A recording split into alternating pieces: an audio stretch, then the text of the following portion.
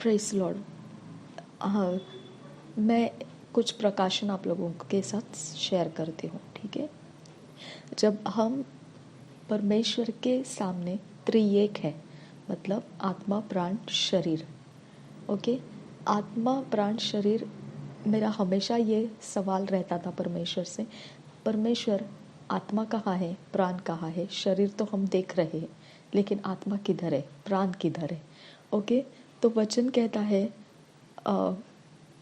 शरीर का प्राण लहू में है, ठीक है।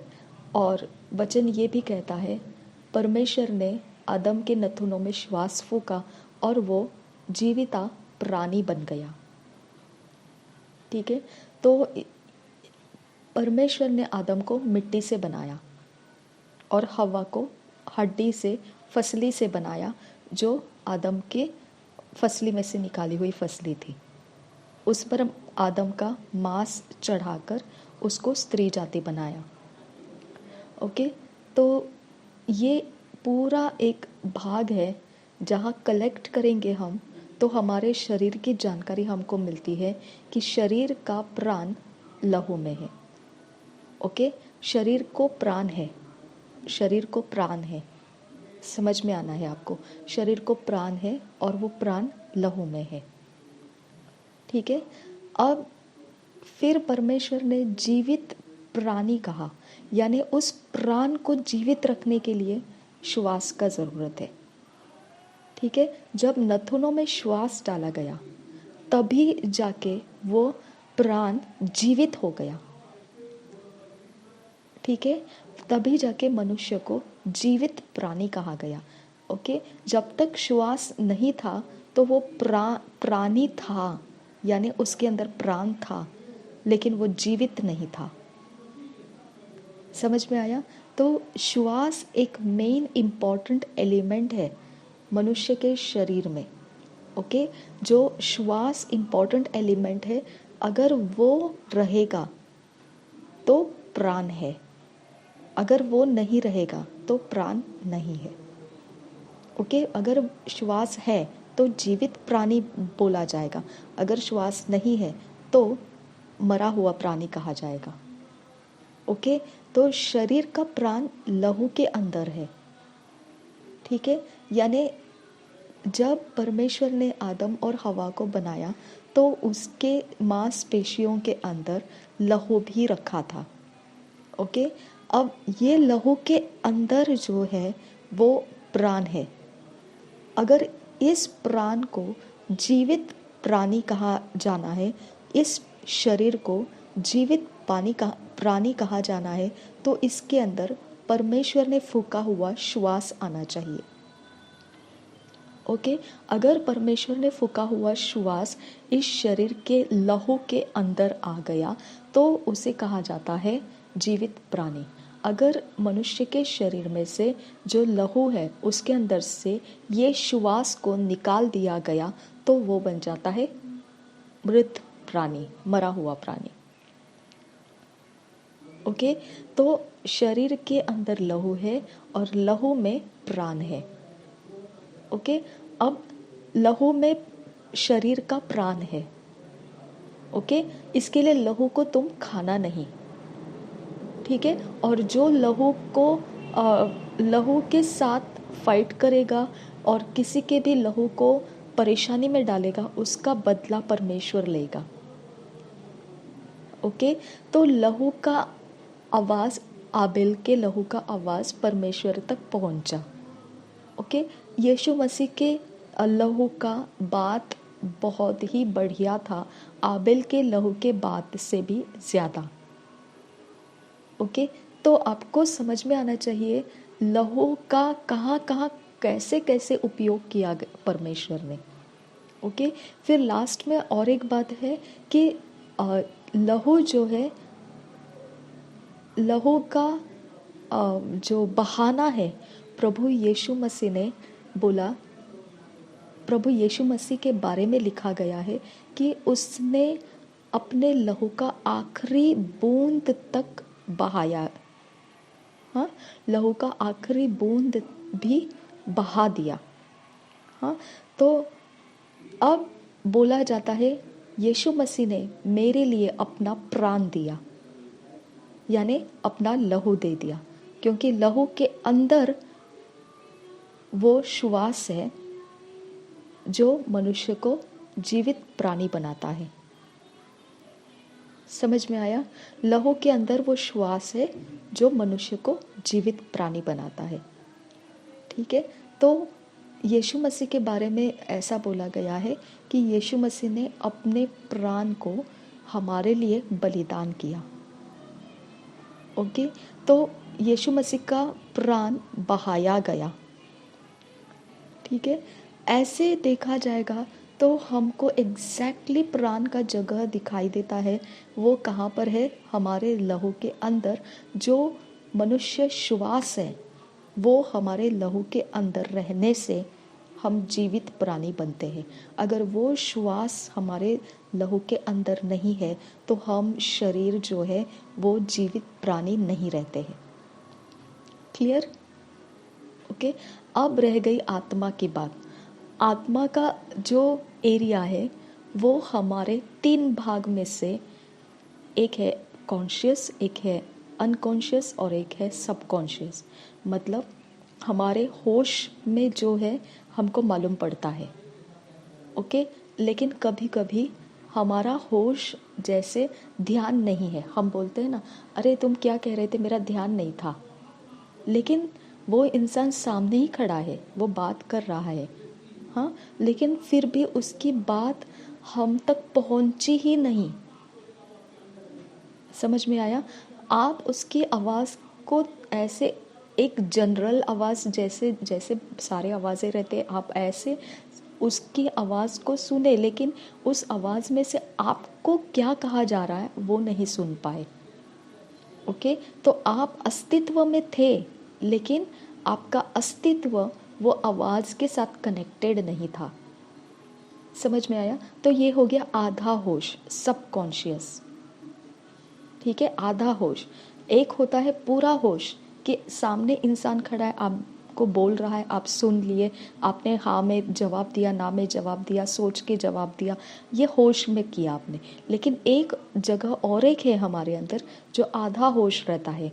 मतलब आप सामने इंसान है, मालूम है आपको, आपसे कुछ कह रहा है वो भी मालूम है आपको, लेकिन फिर भी उसका आपके सामने क्या कहा जा रहा है उस बात को आप पकड़ नहीं पा रहे हैं। ओके, और आपको ये पता चलता है, अरे ये कभी बोला, ये कभी हुआ। समझ में आया? वो होता है आधा होश। ठीक है, और एक बात है कि आपको कोई आवाज़ लगा रहा है, या आपको आगे जाते जाते समझो ऐसा हो गया कि आपको मालूम नहीं है, आप आगे जाने से आप लेफ़्ट साइड में मुड़ना है, आपको याद नहीं रहा। ओके, आपको याद नहीं रहा, लेकिन आप आगे जाते हैं, निकल जाते हैं, और फिर आपको याद आ जाता है, अरे रे रे, मैंने तो लेफ़्ट साइड में मुड़ना था, मैं तो आगे निकल आई। ओके, तो आप फिर दोबारा पीछे आ जाते हैं और फिर लेफ़्ट साइड में जाते हैं। तो ये हो गया अनकॉन्शियस। ओके, तो 3 आपका बिल्कुल होश नहीं, वो जगह अनकॉन्शियस। और 3 जगह आपको ध्यान रखना है, एक तो होश, एक तो आधा होश, और एक तो पूरी तरह से आपके ऊपर होश ही नहीं है। ठीक है, पूरी तरह से आप उससे अलग है, होश से अलग है। ठीक है, अब आपको ध्यान रखना है कि होश जो है ये 3 प्रकार के, इसी के अनुसार हमारा आत्मिक जीवन हमारे साथ काम करता है।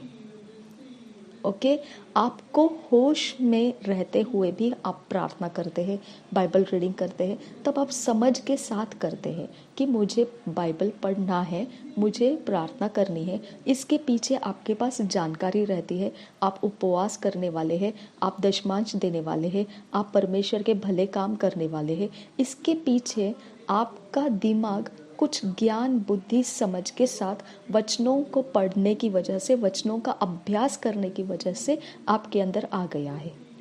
ओके, उस ज्ञान बुद्धि समझ का आप उपयोग करते हैं, आप उसको इस्तेमाल में डालते हैं।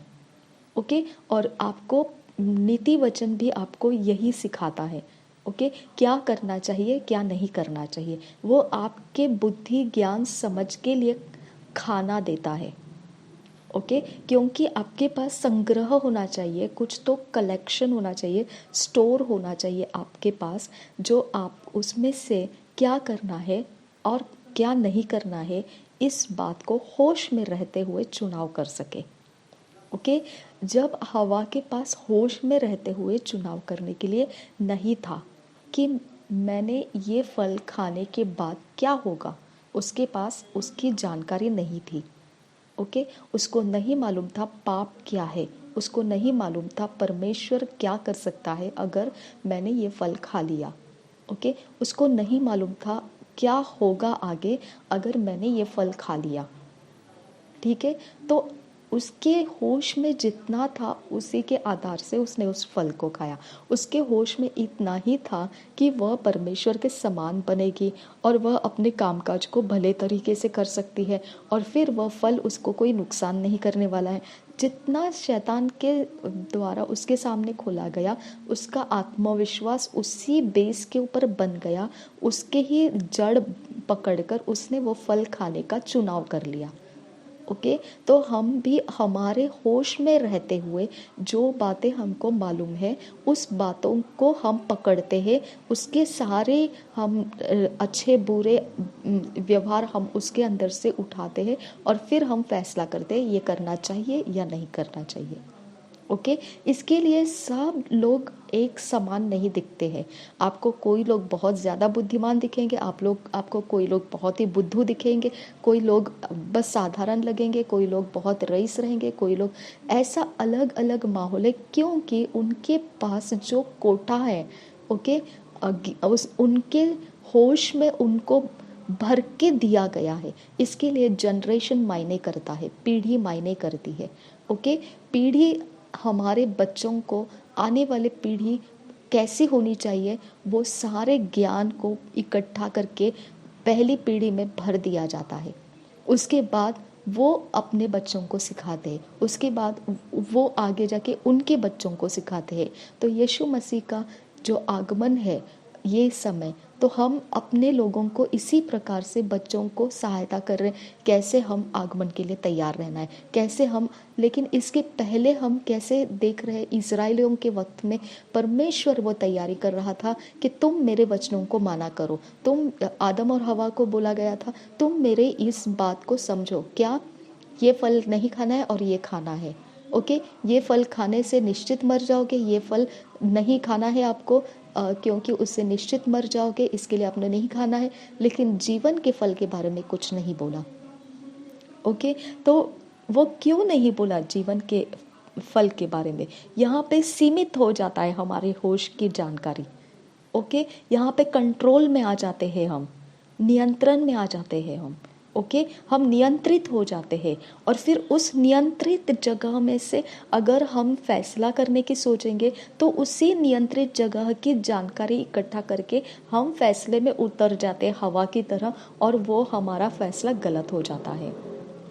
ओके, हम फंस जाते हैं। समझ में आया?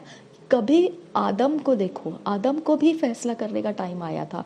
उसको बोला गया था कि तुम उसके सामने सारे प्राणियों को, पशुओं को भेज दिया गया था, पक्षियों को भेज दिया गया था कि वो उनको नाम दे।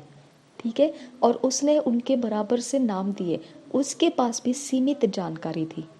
उस जानकारी के आधार से उसकी समझ ज्ञान बुद्धि का उपयोग करके उसने उस सिचुएशन का वो उपयोग कर दिया, उनको एक एक नाम दे दिए। ओके, लेकिन जब हवा को उसके फसली में से निकाल के बना के उसके सामने लाया, तब बात कुछ अलग हो गया। वहाँ उसके होश को किसने बताया कि ये हवा है? ओके, वो एक न्यू स्ट्रक्चर थी जिसकी मुलाकात उसके साथ नहीं हुई थी, लेकिन उसकी फसली में से निकाली थी, इसके लिए उसको पर्सनल जानकारी थी इसके बारे में। ओके, उसके पास पर्सनल रेवलेशन था, पर्सनल व्यक्तिगत रूप में उसकी अंदरूनी कहानी का उसका जुड़ाव था। तो उसने उस अंदरूनी कहानी का बराबर से हिसाब बता दिया कि ये ऐसा है, ये ऐसा है, ये ऐसे होने वाला है। ओके, तो आप आपके लाइफ का भी वैसा ही रहता है। आपके लहू के साथ क्या होने वाला है, आपके लहू से क्या कनेक्टेड है, आपके लहू के इर्द गिर्द क्या होता है, आपके लहू का क्या क्या हिस्सा कहाँ कहाँ है और किस प्रकार से आपको क्या किया जा रहा है, सारी जानकारी आपका व्यक्तिगत प्रकाशन आपको मिलते रहते हैं। ओके इसके लिए फिर कभी हमको डर लगता है, कभी खुशी लगती है, कभी हम उतार चढ़ाव में दिखते हैं, कभी गड़बड़ी में दिखते हैं, कभी हम बिल्कुल सहमे सहमे से दिखते हैं, कभी बहुत कंफ्यूज्ड रहते हैं, कभी बहुत संघर्ष में रहते हैं। तो ये सब हमारे लहू के कनेक्शंस की वजह से होता है। ओके कभी हमको कोई ओवर पावर करता है, कभी डोमिनेट करता है, कभी रगड़े झगड़े करता है, कभी अच्छी बातें करता है, कभी हमारा बहुत कुछ फ़ायदा हो जाता है, कभी हमारे साथ कुछ भी नहीं होता है, कभी बहुत ही नुकसान हो जाता है। ये सब हमारे लहू से कनेक्टेड है। ओके हमारा लहू इन सारे वातावरण के अंदर सेंटर पॉइंट है।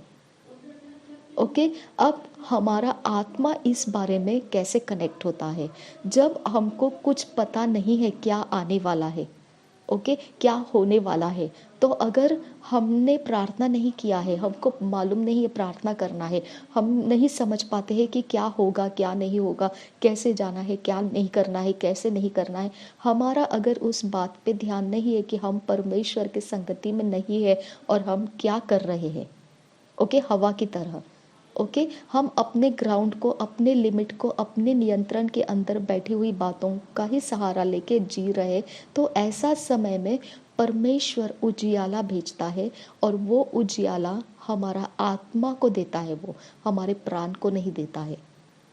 ओके वो आत्मा में हमारे ऊपर प्रकाशन देता है, वो हमारे आत्मा के अंदर जब उजियाला आता है तो हमारे आत्मा कैसा उसे कैच करता है, क्या कैच करता है, कैसे बातें करता है, इसका होश के साथ हमारा कनेक्शन नहीं है।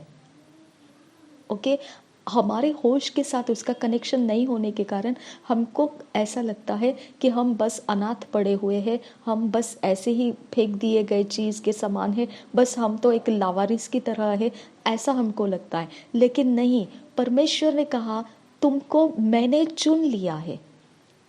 ओके तो उसने किसको बोला, तुम्हारे शरीर को नहीं बोला, तुम्हारे प्राण को नहीं बोला, उसने तुम्हारे आत्मा को बोला है कि ए आत्मा तू मेरा है।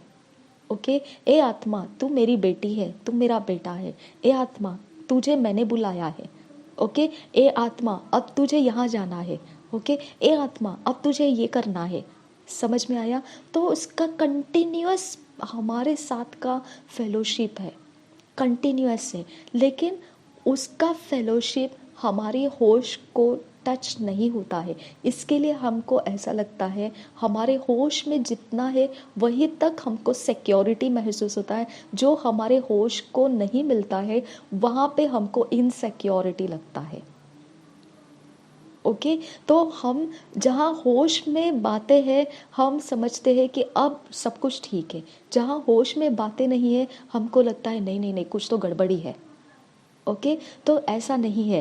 आपको स्ट्रगल महसूस होना, आपको संघर्ष महसूस होना, आपको अच्छा लगना, आपको बुरा लगना, आपका कोई बिगड़ जाना, आपको कुछ प्रॉफिट होना, जो कुछ भी है वो आपके लहू से कनेक्टेड है। ओके लेकिन आपका लहू उसके अंदर फंसा रहता है, आपके ऊपर कोई डोमिनेट करता है, आपको कोई सताता है, आपको कोई अच्छा करता है, आपकी कोई भलाई करता है, आपको कोई ढूंढता है, आपके ऊपर कोई दया करता है, आपको कोई आशीषित करता है, ये सब आपके लहू के ऊपर है। ओके आपका लहू सेंटर पॉइंट है ये सब बातों के लिए। समझ में आया? अब आपको क्या देखना है, आप लहू के सेंटर पॉइंट में नहीं जीना है। ओके लहू के सेंटर पॉइंट का मसाला आपको कोई फायदा नहीं करने वाला है। ओके लहू का सेंटर पॉइंट शरीर की वासना है, ओके और आंखों की अभिलाषाएं हैं और जीवन का घमंड है। ओके ये सेंटर पॉइंट में लहू आपका हर एक चीज को यहाँ वहाँ से कॉम्प्रोमाइज करते हुए आपको चलाता जाएगा। एक लीडर के जैसा, नेता की तरह वो आपको लेके जाएगा। ओके वो आपकी अगुवाई करेगा, नहीं नहीं ऐसा नहीं करना, हमारा घमंड टूट जाएगा, नहीं नहीं वैसा नहीं करना, यहाँ तो हमारा नुकसान हो जाएगा, नहीं नहीं वो ज़रूर कर लेना, छोड़ो बाइबल की बातें, वो ज़रूर कर लेना, नहीं तो वो नहीं करेंगे तो ऐसा ऐसा हो सकता है। हाँ, ये सारी कहानी बनती है लहू की। ओके, क्यों क्यों ये लहू की कहानी बनती है? क्योंकि हमने बाइबल में पढ़ा है आबेल का लहू बात किया परमेश्वर के साथ। ओके, यीशु मसीह का लहू उससे उत्तम बातें किया है, और फिर लहू बातें करता है।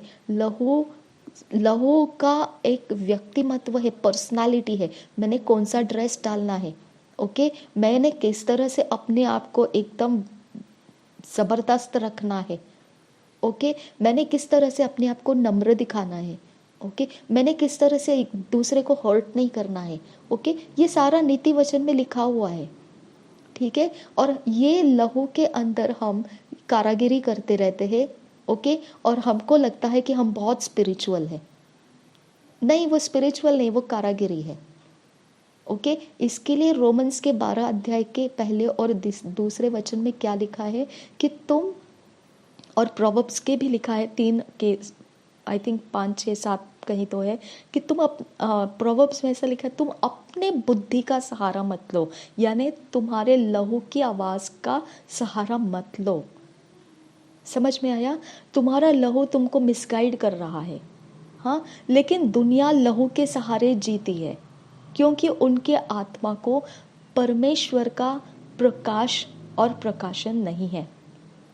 ओके, इसकी वजह से उनका प्राण के आधार से जीना मजबूरी है उनके लिए। ओके, क्योंकि या तो वो प्राण के आधार से जिएंगे या तो परमेश्वर के आत्मा के आधार से जिएंगे, लेकिन वो परमेश्वर के आत्मा का उनके साथ कनेक्शन ना होने की वजह से उनको प्राण के साथ जीना बेहद ज़रूरी है। वो आपकी कितनी भी, आप कितने भी उनको कैसा भी बताओ नर्क क्या है, नर्क ये है, उनको कोई परवाह नहीं है। वो लोग यही बोलेंगे नर्क में जाए तब देखेंगे, अभी तो हमारे खाने की ज़रूरत है, पीने की ज़रूरत है, हमको आने की ज़रूरत है, जाने की ज़रूरत है, ये करने की ज़रूरत है, वो करने की ज़रूरत है, क्योंकि उनके पास भले और बुरे का ज्ञान भरपूर मात्रा में है। क्या करने से क्या होता है, क्या नहीं करने से क्या नहीं होता है। ओके, और उसका आपको भी प्रभाव पड़ेगा, क्योंकि ये लहू लहू को कनेक्ट करता है, लहू लहू के वाइब्रेशंस में रहता है, लहू लहू का ये जहाँ भी आप रहते हैं दुनिया के अंदर, आपके नेबर्स का इफेक्ट, आपका इफेक्ट मिक्सिंग चलता रहता है। ओके, आपके रिलेटिव्स, अगर आप जॉइंट फैमिली में है, आपके मम्मी पापा है, भाई बहन है, अंकल आंटी है, बुजुर्ग है, सबका कनेक्शंस लहू के साथ वाइब्रेशंस में चलता रहता है। इसीलिए किसी का बनता है, किसी का नहीं बनता है, किसी का झगड़ा हो जाता है, किसी का विवाद हो जाता है, किसी का अच्छा लगता है, किसी के साथ उठना बैठना पसंद आता है, किसी का नहीं आता है। वही इंसान को बाद में आप नफरत भी करते, वही इंसान को बाद में आप प्रेम भी करते। ये सारा लहू का गड़बड़ी है, लहू के वाइब्रेशन से। इसके अंदर ही आपका फैमिली बैठता है, इसके अंदर आपके रिश्तेदार बैठते, इसके अंदर आपके दोस्त मित्र सब बैठते, इसी के अंदर आपके कामकाज बैठते, इसी के अंदर आपका सारा जिंदगी का व्यवहार बैठता है। ओके, तो इसके लिए प्रभु यीशु ने हमको बी एटीट्यूड्स दिया है, क्योंकि आप ये लहू के कारागिरी से बाहर आ जाओ। ओके, लहू का कारागिरी बहुत खतरनाक और बहुत ही वेस्टिंग ऑफ लाइफ है। लहू की कारागिरी में बहुत कुछ आप लोगों के सामने एक प्रदर्शन कर सकते हैं, एग्जीबिशन लगा सकते हैं, आपका लाइफ और आपकी पीढ़ी वाह वाह वाह, अब बहुत कुछ करके दिखा सकते हैं, लेकिन आफ्टर ऑल लहू is wasting of life. Okay, आप बहुत कुछ करेंगे, आपका घमंड नहीं टूटना चाहिए, आप कहीं सामने हम आपका नुकसान नहीं हो जाना चाहिए, आप बहुत कुछ प्राप्त करते हुए जाना चाहिए, आप बहुत नाटक दिखा सकते हैं, लेकिन फाइनल पॉइंट क्या है? लहू वेस्टिंग ऑफ लाइफ है।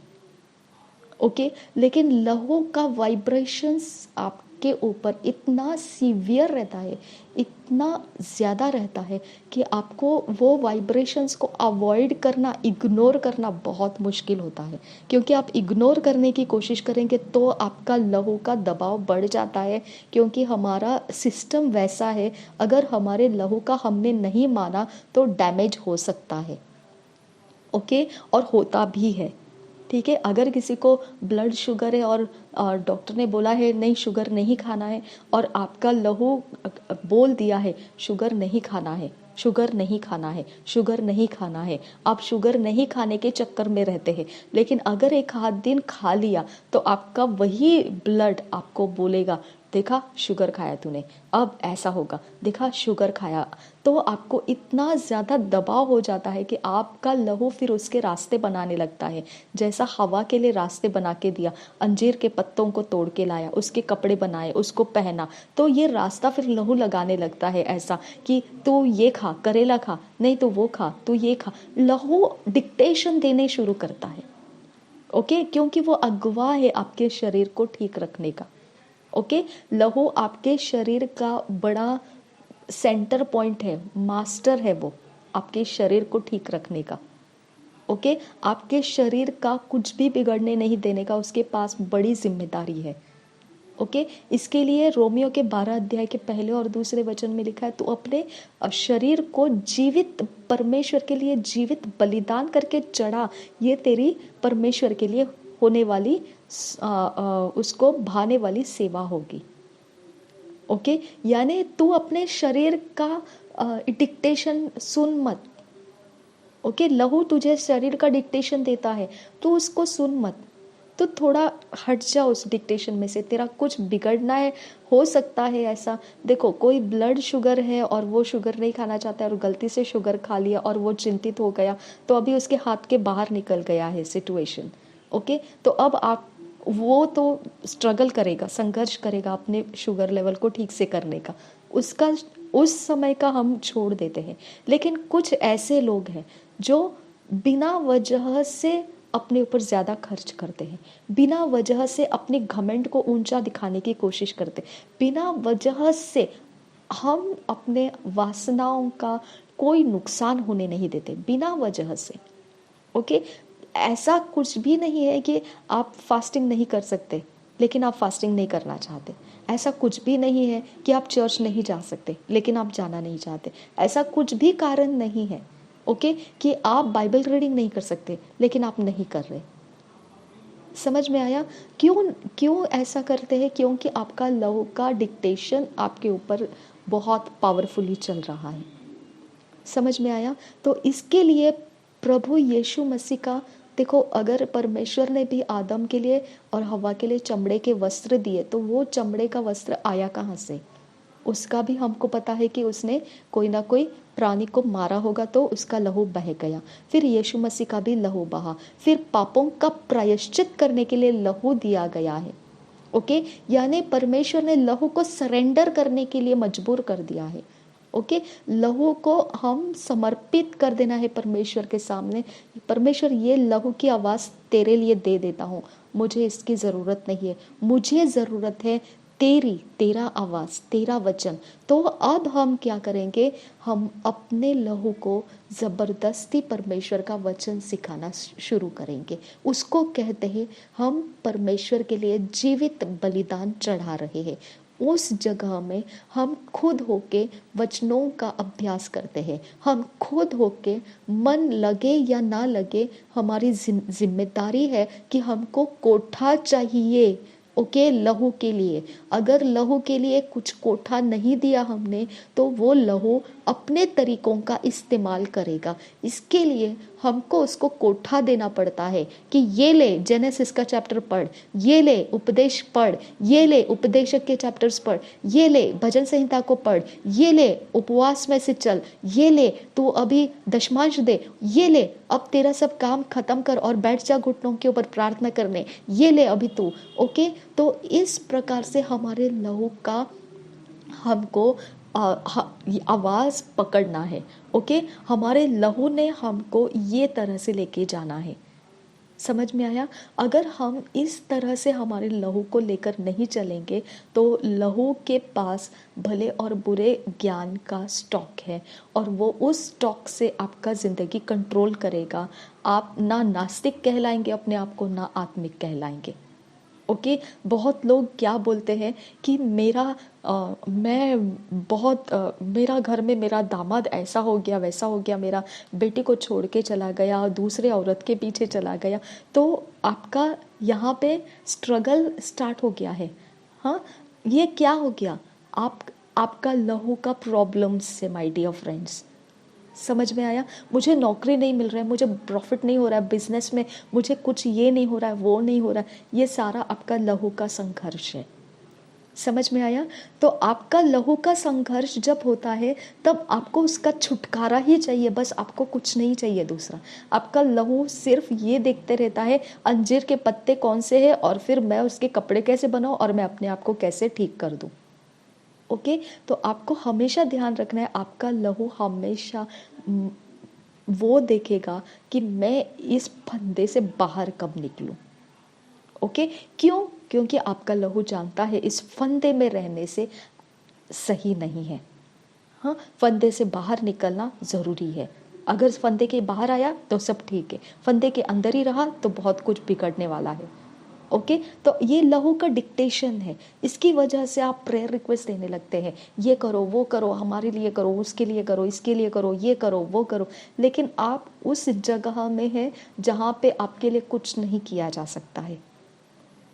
ओके, आप उस जगह में है जहाँ पर सिर्फ और सिर्फ परमेश्वर कुछ भी कर सकता है। हालेलुया। ओके, आप उस जगह में है जहाँ पर आप मनुष्य के लहू के ऊपर दबाव डाल रहे, ए भाई तू कुछ तो कर मेरे लिए, ए बहन तू कुछ तो कर मेरे लिए, ए तू जा, तू कर, तू ये कर, मुझे चाहिए, बस मुझे कुछ नहीं पता। आप लहू के ऊपर जोर डाल रहे हैं।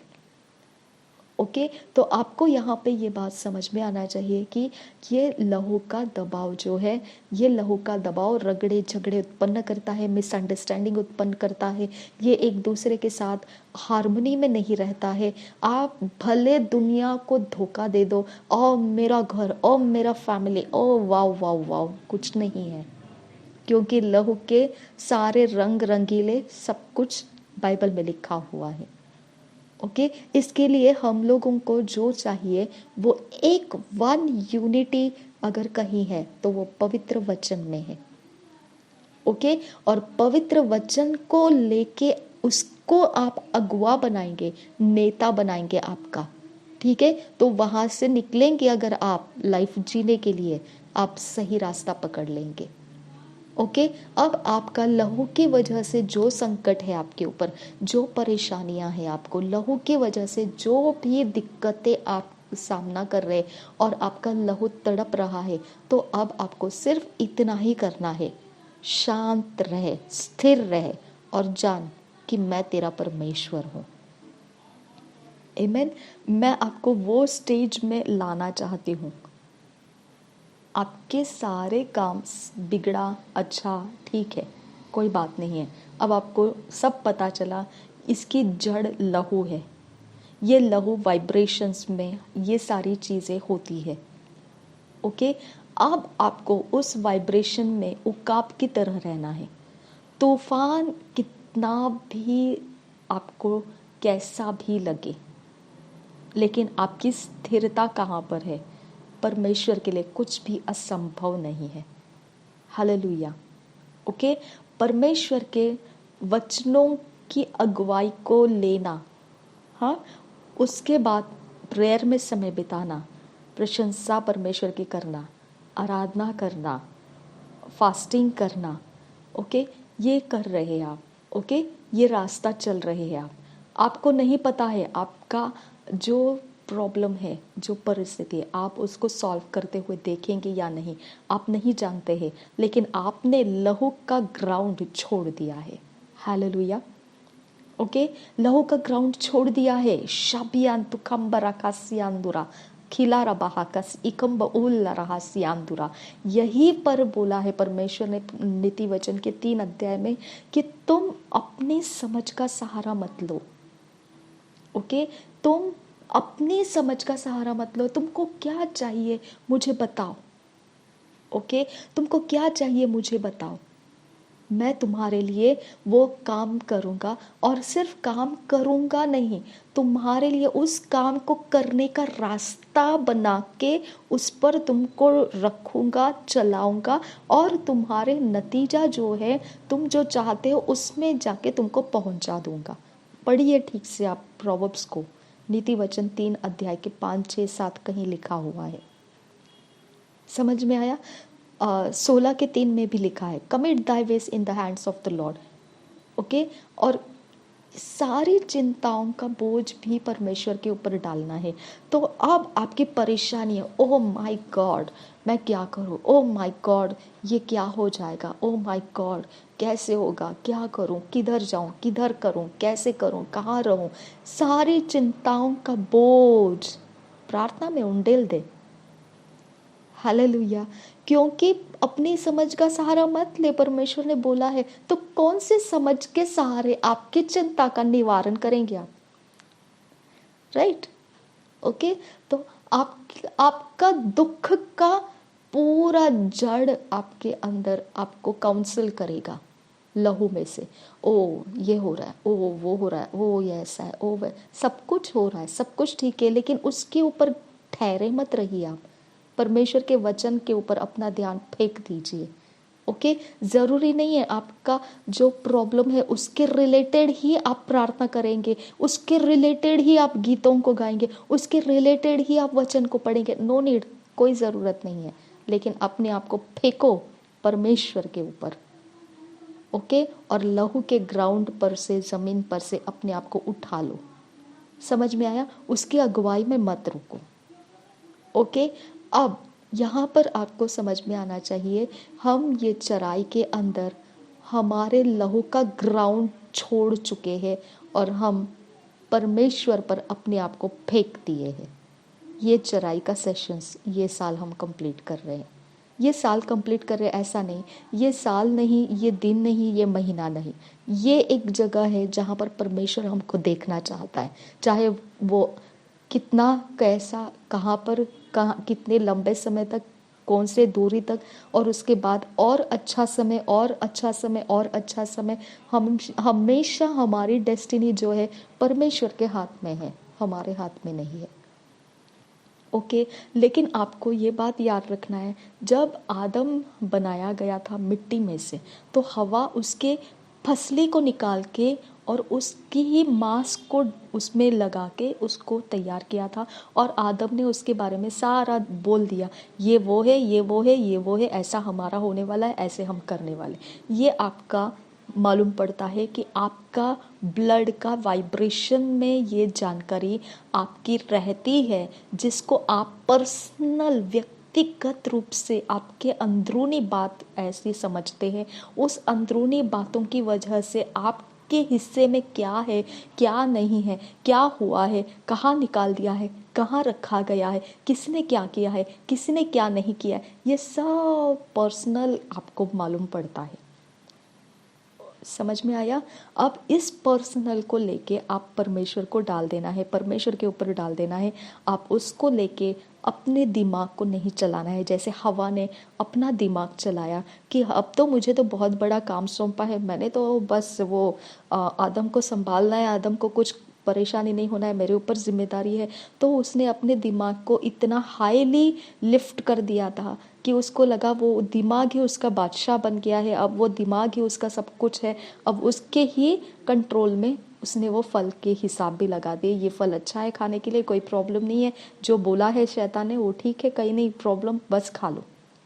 ठीक है, तो हमारा अपना ओन अंडरस्टैंडिंग दूसरे इंसान के बोली हुई बात पे भरोसा कर सकता है और हमारी जो ज़रूरत है उसको पूरा कर सकता है ना। इसके लिए हमारा पर्सनल रेवलेशन, देखो आदम को पर्सनल रेवलेशन था कि ये मेरे ही हड्डी में से निकली हुई है, ये मेरा ही मांस लिए हुए है, बस ये सब कुछ ठीक है, ऐसे कोई प्रॉब्लम नहीं है, ये हमारा ऐसे होने वाला है। लेकिन हवा के पास कौन सा रेवलेशन था?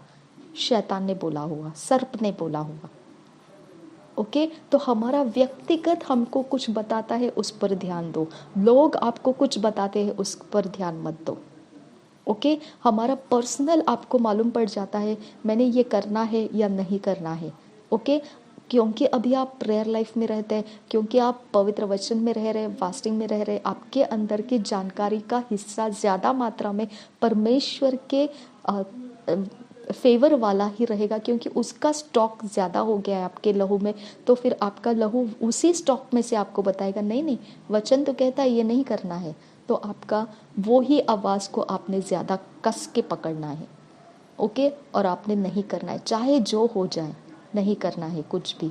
जो लहू के अंदर से वचन की जानकारी का ज़्यादा आवाज़ है वही आपको सुनना है, जो वचन के आधार से नहीं है उसको आपने नहीं सुनना है, ओके। तो आपको चराई में से परमेश्वर सहायता करे कि आप एक अच्छे, जैसे गोदी में रखकर आपको लिया जा रहा है परमेश्वर के सामने, उस तरह से आप विश्राम के स्थान में से ये सफ़र आपका शुरू हो जाए। प्रभु यीशु के नाम में मांगते हैं पिता, सुन और कबूल। आमीन आमीन आमीन।